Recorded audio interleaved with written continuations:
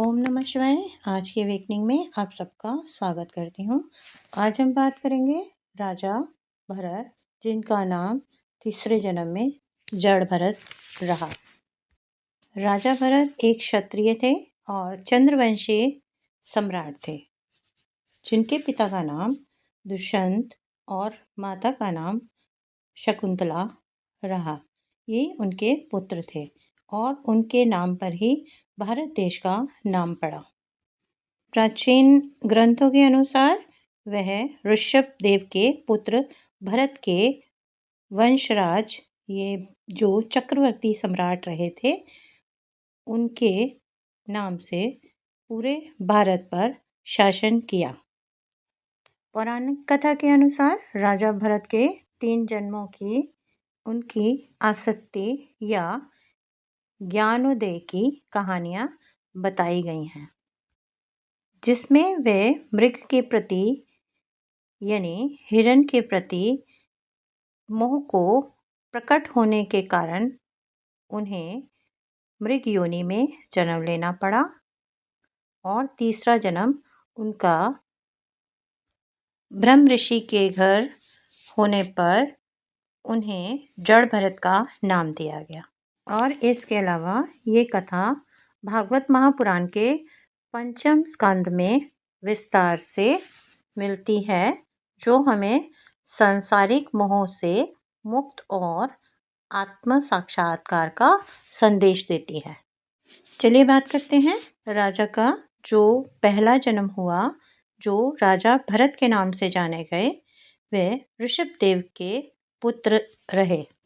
ऋषभ देव जो महान भक्त थे, लेकिन एक दिन उन्हें हिरण के प्रति आसक्ति हो गई, यानी मोह के कारण उनकी मृत्यु हुई, जिसके कारण उन्हें हिरण योनि में जन्म लेना पड़ा।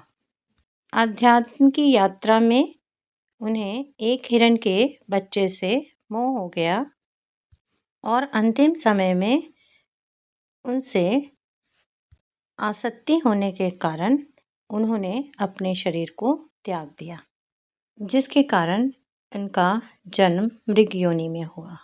कथा इस प्रकार है, जब इनका जन्म हुआ तब ये अध्यात्म मार्ग पर चल रहे थे, परंतु उसके चलते ही एक दिन जब ये नदी के किनारे बैठे थे, तभी इनकी नज़र एक हिरण के बच्चे पे गई, जो कि पानी में बह रहा था।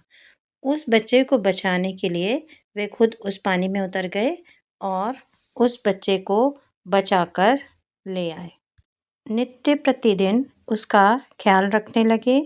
अध्यात्म के मार्ग से कुछ भटकन होने के बाद उनका मोह उस पर अधिक रहने लगा, जिसके कारण अंतिम समय में जब वे मृत्यु को प्राप्त हुए, तो उसके पश्चात जब इनका दूसरा जन्म हुआ, तब वह मृग योनि में हुआ। मृग यानी हिरण। हिरण की योनि में अपने पूर्व जन्म के कर्मों के कारण उन्हें वन में भटकना पड़ा। हिरण की योनि से जब उन्होंने अपने प्राणों का त्याग करा, तो उनके स्मृति में ये सब बातें थीं कि वे हिरण योनि में किस प्रकार आए। हिरण योनि से मुक्ति पाने के पश्चात उनका तीसरा जन्म मृग से ब्रह्म ऋषि के घर हुआ, जो जड़ भरत नाम से प्रसिद्ध हुआ। जड़ भरत दुनिया के व्यवहार से विरक्त होकर केवल आत्मा और ईश्वर से जुड़े रहते थे। इस जन्म में भी उन्हें पूर्व जन्म का पूरा ज्ञान था। जड़ भरत राजा राहु गण की पालकी को ढोने का यानी उसे उठाने का कार्य करते थे। जड़ भरत ने राहु गण को आत्मा और शरीर के भेद तथा सांसारिक मोह से मुक्ति के उपदेश दिए। जड़ भरत की मुख्य शिक्षाएं उनकी मुख्य शिक्षाएं इंद्रियों और इच्छाओं पर नियंत्रण रखना, ईश्वर भक्ति करना, जिससे आत्मा को मुक्ति मिले। इस तरह के ज्ञान पर रोशनी डालते थे। जड़ भरत की कथा बताती है कि मोह आत्मा को भटकाने का कार्य करती है, इसलिए मोह का त्याग करना चाहिए और ज्ञान से व्यक्ति जन्म मरण के चक्र से मुक्त हो जाता है। इसलिए ज्ञान की प्राप्ति करनी चाहिए। आज के लिए इतना ही। मिलते हैं अगली जर्नी में। तब तक के लिए राधे राधे।